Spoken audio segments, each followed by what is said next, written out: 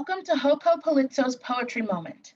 In 1993, Rita Dove started a 2-year term as the National Poet Laureate, the first African American to serve in that position.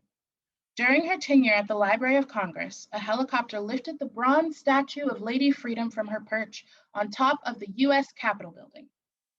The massive statue had gathered the soot and pollution of Washington, D.C., and had become pitted, corroded, and seam split.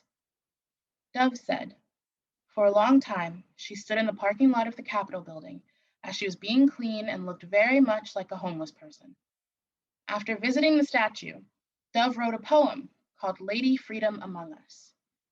Dove's poem describes the bronze lady as a disheveled street person that people won't look at, with strange layers of clothing in an odd manner. And though people try to avoid her eyes, Dove writes, considering her shining brow, "With her old-fashioned sandals and blunt reproach, the statue embodying freedom has brought mercy back into the streets," Dove writes. "A truly free society, one that models its e pluribus unum motto, offers dignity and liberty to all people." Dove has said in interviews, the Lady Freedom statue, cast in bronze in 1863, ironically by enslaved people working for a foundry in Prince George's County, was originally designed to wear a liberty cap, a symbol of people freed from slavery. But Secretary of War Jefferson Davis objected, and the sculptor redesigned Lady Liberty to wear a crested Roman helmet ornamented with stars. On October 23, 1993, when the buffed up and repaired statue was lifted back onto its pedestal atop the Capitol building, Dove read her poem for the ceremony, ending with the poem's final lines, a stirring reminder that she is one of the many.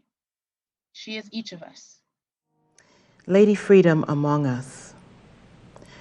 Don't lower your eyes or stare straight ahead to where you think you ought to be going. Don't mutter, "Oh no, not another one." Get a job, fly a kite, go bury a bone. With her old-fashioned sandals, with her leaden skirts, with her stained cheeks and whiskers and heaped-up trinkets, she has risen among us in blunt reproach. She has fitted her hair under a hand-me-down cap and spruced it up with feathers and stars. Slung over one shoulder, she bears the rainbowed layers of charity and murmurs, "All of you, even the least of you." Don't cross to the other side of the square.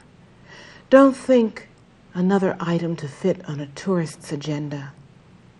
Consider her drenched gaze, her shining brow, she who has brought mercy back into the streets and will not retire politely to the potter's field.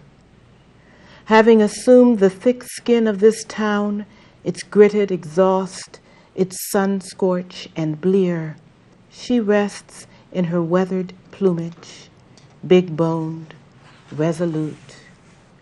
Don't think you can ever forget her. Don't even try. She's not going to budge. No choice but to grant her space, crown her with sky, for she is one of the many, and she is each of us.